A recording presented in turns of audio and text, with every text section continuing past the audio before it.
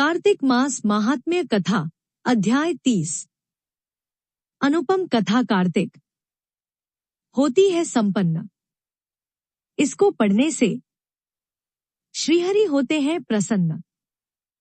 ऋषियों ने पूछा, हे सूत जी, पीपल के वृक्ष की शनिवार के अलावा सप्ताह के शेष दिनों में पूजा क्यों नहीं की जाती? सूत जी बोले, हे ऋषियों, समुद्र मंथन करने से देवताओं को जो रत्न प्राप्त हुए, उनमें से देवताओं ने लक्ष्मी और कौस्तुभमणि भगवान विष्णु को समर्पित कर दी थी। जब भगवान विष्णु लक्ष्मी जी से विवाह करने के लिए तैयार हुए तो लक्ष्मी जी बोली, हे प्रभु, जब तक मेरी बड़ी बहन का विवाह नहीं हो जाता तब तक मैं छोटी बहन आपसे किस प्रकार विवाह कर सकती हूँ। इसलिए आप पहले मेरी बड़ी बहन का विवाह करा दे, उसके बाद आप मुझसे विवाह कीजिए। यही नियम है जो प्राचीन काल से चला आ रहा है।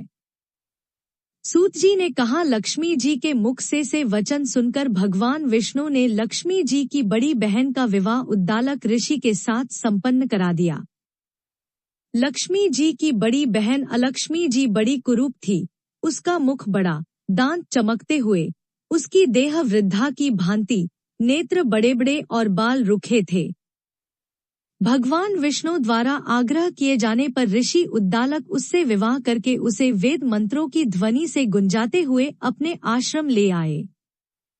वेद ध्वनि से गुंजित हवन के पवित्र धुने से सुगंधित उस ऋषि के सुंदर आश्रम को देखकर अलक्ष्मी को बहुत दुख हुआ। वह महर्षि उद्दालक से बोली, चूंकि इस आश्रम में वेद ध्वनि गूंज रही है, इसलिए यह स्थान मेरे रहने योग्य नहीं है, इसलिए आप मुझे यहाँ से अन्यत्र ले चलिए। उसकी बात सुनकर महर्षि उद्दालक बोले, तुम यहाँ क्यों नहीं रह सकती और तुम्हारे रहने योग्य अन्य कौन सा स्थान है, वह भी मुझे बताओ। अलक्ष्मी बोली, जिस स्थान पर वेद की ध्वनि होती हो, अतिथियों का आदर सत्कार किया जाता हो, यज्ञ आदि होते हों, से स्थान पर मैं नहीं रह सकती। जिस स्थान पर पति पत्नी आपस में प्रेम से रहते हों, पितरों के निमित्त यज्ञ होते हों, देवताओं की पूजा होती हो, उस स्थान पर भी मैं नहीं रह सकती। जिस स्थान पर वेदों की ध्वनि न हो, अतिथियों का आदर सत्कार न होता हो, यज्ञ न होते हों, पति पत्नी आपस में क्लेश करते हों, पूज्य वृद्धों, सत्पुरुषों तथा मित्रों का अनादर होता हो, जहाँ दुराचारी, चोर, परस्त्रीगामी मनुष्य निवास करते हों, जिस स्थान पर गायों की हत्या की जाती हो, मद्यपान, ब्रह्महत्या आदि पाप होते हों, से स्थानों पर मैं प्रसन्नतापूर्वक निवास करती हूँ। सूत जी बोले, अलक्ष्मी के मुख से इस प्रकार के वचन सुनकर उद्दालक का मन खिन्न हो गया। वह इस बात को सुनकर मौन हो गए। थोड़ी देर बाद वे बोले कि ठीक है, मैं तुम्हारे लिए सा स्थान ढूंढ दूंगा। जब तक मैं तुम्हारे लिए सा स्थान न ढूंढ लूं, तब तक तुम इसी पीपल के नीचे चुपचाप बैठी रहना। महर्षि उद्दालक उसे पीपल के वृक्ष के नीचे बैठाकर उसके रहने योग्य स्थान की खोज में निकल पड़े, परंतु जब बहुत समय तक प्रतीक्षा करने पर भी वे वापस नहीं लौटे तो अलक्ष्मी विलाप करने लगी।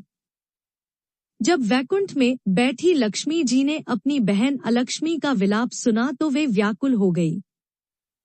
वे दुखी होकर भगवान विष्णु से बोली, हे प्रभु, मेरी बड़ी बहन पति द्वारा त्यागे जाने पर अत्यंत दुखी है। कार्तिक मास महात्म्य कथा अध्याय 30। अनुपम कथा कार्तिक होती है संपन्न। इसको पढ़ने से श्रीहरि होते हैं प्रसन्न। ऋषियों ने पूछा, हे सूत जी, पीपल के वृक्ष की शनिवार के अलावा सप्ताह के शेष दिनों में पूजा क्यों नहीं की जाती? सूत जी बोले, हे ऋषियों, समुद्र मंथन करने से देवताओं को जो रत्न प्राप्त हुए, उनमें से देवताओं ने लक्ष्मी और कौस्तुभमणि भगवान विष्णु को समर्पित कर दी थी। जब भगवान विष्णु लक्ष्मी जी से विवाह करने के लिए तैयार हुए तो लक्ष्मी जी बोली, हे प्रभु, जब तक मेरी बड़ी बहन का विवाह नहीं हो जाता तब तक मैं छोटी बहन आपसे किस प्रकार विवाह कर सकती हूँ। इसलिए आप पहले मेरी बड़ी बहन का विवाह करा दे, उसके बाद आप मुझसे विवाह कीजिए। यही नियम है जो प्राचीन काल से चला आ रहा है। सूत जी ने कहा। लक्ष्मी जी के मुख से वचन सुनकर भगवान विष्णु ने लक्ष्मी जी की बड़ी बहन का विवाह उद्दालक ऋषि के साथ संपन्न करा दिया। लक्ष्मी जी की बड़ी बहन उसको आश्वासन देते हुए भगवान विष्णु बोले, हे अलक्ष्मी, तुम इसी पीपल के वृक्ष की जड़ में सदैव के लिए निवास करो, क्योंकि इसकी उत्पत्ति मेरे ही अंश से हुई है और इसमें सदैव मेरा ही निवास रहता है। प्रत्येक वर्ष गृहस्थ लोग तुम्हारी पूजा करेंगे और उन्हीं के घर में तुम्हारी छोटी बहन का वास होगा। स्त्रियों को तुम्हारी पूजा विभिन्न उपहारों से करनी चाहिए। मनुष्यों को पुष्प, धूप, दीप, गंध आदि से तुम्हारी पूजा करनी चाहिए, तभी तुम्हारी छोटी बहन लक्ष्मी उन पर प्रसन्न होगी। सूत जी बोले, ऋषियों, मैंने आपको भगवान श्री कृष्ण, सत्यभामा तथा पृथुनारद का संवाद सुना दिया है, जिसे सुनने से ही मनुष्य के समस्त पापों का नाश हो जाता है और अंत में वैकुंठ को प्राप्त करता है। यदि अब भी आप लोग कुछ पूछना चाहते हैं तो अवश्य पूछिए, मैं उसे अवश्य कहूंगा। सूत जी के वचन सुनकर शौनक आदि ऋषि थोड़ी देर तक प्रसन्नचित्त वहीं बैठे रहे। तत्पश्चात वे लोग बद्रीनारायण जी के दर्शन हेतु चल दिए। जो मनुष्य इस कथा को सुनता या सुनाता है, उसे इस संसार में समस्त सुख प्राप्त होते हैं। इतनी कथा सुनकर सभी ऋषि सूत जी से बोले, हे सूत जी, अब आप हमें तुलसी विवाह की विधि बताइए। सूत जी बोले, कार्तिक शुक्ला नवमी को द्वापर युग का आरंभ हुआ है। अतः यह तिथि दान और उपवास में क्रमश पूर्वाहन व्यापिनी तथा पराहन व्यापिनी हो तो ग्राह्य है। इस तिथि को नवमी से एकादशी तक मनुष्य शास्त्रोक्त विधि से तुलसी के विवाह का उत्सव करे तो उसे कन्यादान का फल प्राप्त होता है। पूर्व काल में कनक की पुत्री किशोरी ने एकादशी तिथि में संध्या के समय तुलसी की वैवाहिक विधि संपन्न की। इससे वह किशोरी वैधव्य दोष से मुक्त हो गई। अब मैं उसकी विधि बतलाता हूँ। 1 तोला सुवर्ण की भगवान विष्णु की सुंदर प्रतिमा तैयार कराएं अथवा अपनी शक्ति के अनुसार आधे या चौथाई तोले की ही प्रतिमा बनवा ले। फिर तुलसी और भगवान विष्णु की प्रतिमा में प्राण प्रतिष्ठा करके षोडशोपचार से पूजा करें। पहले देशकाल का स्मरण करके गणेश पूजन करें, फिर पुण्यावाचन कराकर नांदी श्राद्ध करें। तत्पश्चात वेदमंत्रों के उच्चारण और बाजे आदि की ध्वनि के साथ भगवान विष्णु की प्रतिमा को तुलसी जी के निकट लाकर रखें। प्रतिमा को वस्त्रों से आच्छादित करना चाहिए। उस समय भगवान का आवाहन करें। भगवान केशव, आइए देव, मैं आपकी पूजा करूंगा। आपकी सेवा में तुलसी को समर्पित करूंगा। आप मेरे संपूर्ण मनोरथों को पूर्ण करें। इस प्रकार आवाहन के पश्चात 3-3 बार अर्घ्य, पाद्य और विष्टर का उच्चारण करके इन्हें बारी बारी से भगवान को समर्पित करें। फिर आचमनीय पद का 3 बार उच्चारण करके भगवान को आचमन कराएं। इसके बाद कांस्य के बर्तन में दही, घी और मधु, हनी रखकर उसे कांस्य के पात्र से ही ढक दे तथा भगवान को अर्पण करते हुए इस प्रकार कहें, वासुदेव, आपको नमस्कार है। यह मधुपर्क, दही, घी तथा शहद के मिश्रण को मधुपर्क कहते हैं, ग्रहण कीजिए। तदंतर हरिद्रालेपन और अभ्यंग कार्य संपन्न करके गोधूली की वेला में तुलसी और विष्णु का पूजन पृथक पृथक करना चाहिए। दोनों को एक दूसरे के सम्मुख रखकर मंगल पाठ करें। जब भगवान सूर्य कुछ कुछ दिखाई देते हों, तब कन्यादान का संकल्प करें। अपने गोत्र और प्रवर का उच्चारण करके आदि की 3 पीढ़ियों का भी आवर्तन करें। तत्पश्चात भगवान से इस प्रकार कहें, आदि, मध्य और अंत से रहित त्रिभुवन प्रतिपालक परमेश्वर, इस तुलसी दल को आप विवाह की विधि से ग्रहण करें।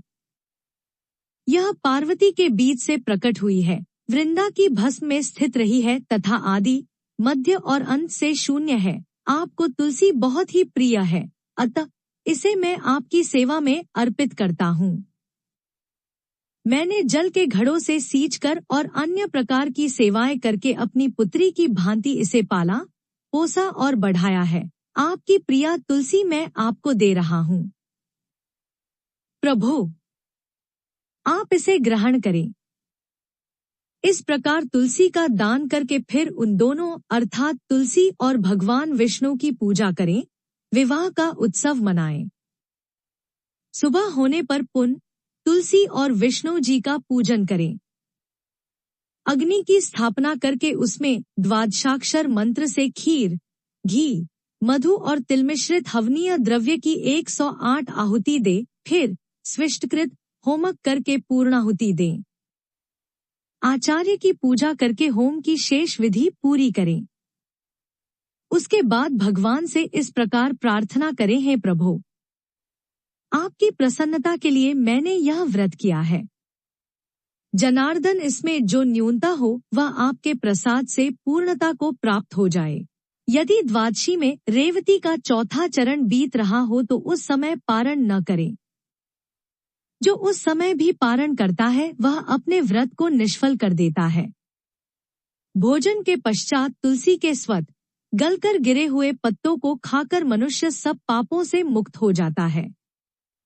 भोजन के अंत में ऊख, आंवला और बेर का फल खा लेने से उच्छिष्ट दोष मिट जाता है। तदंतर भगवान का विसर्जन करते हुए कहे, भगवन, आप तुलसी के साथ वैकुंठ धाम में पधारें। प्रभु, मेरे द्वारा की हुई पूजा ग्रहण करके आप सदैव संतुष्टि करें। इस प्रकार देवेश्वर विष्णु का विसर्जन करके मूर्ति आदि सब सामग्री आचार्य को अर्पण करें। इससे मनुष्य कृतार्थ हो जाता है। यह विधि सुनाकर सूत जी ने ऋषियों से कहा, है ऋषियों, इस प्रकार जो मनुष्य श्रद्धापूर्वक सत्य, शांति और संतोष को धारण करता है, भगवान विष्णु को तुलसीदल समर्पित करता है, उसके सभी पापों का नाश हो जाता है और वह संसार के सुखों को भोगकर अंत में विष्णुलोक को प्राप्त करता है। हे ऋषिवरों, यह कार्तिक महात्म्य सब रोगों और संपूर्ण पापों का नाश करने वाला है। जो मनुष्य इस महात्म्य को भक्तिपूर्वक पढ़ता है और जो सुनकर धारण करता है वह सब पापों से मुक्त हो भगवान विष्णु के लोक में जाता है। जिसकी बुद्धि खोटी हो तथा जो श्रद्धा से हीन हो से किसी भी मनुष्य को यह महात्म्य नहीं सुनाना चाहिए। इति श्री कार्तिक मास महात्म्य क्षेमंकरी 30वां अध्याय समाप्त। बोलो श्री कृष्ण की जय। ऐसी कहानियां और कथाएं सुनने के लिए हमारे चैनल को सब्सक्राइब और शेयर करें। धन्यवाद। नमस्कार।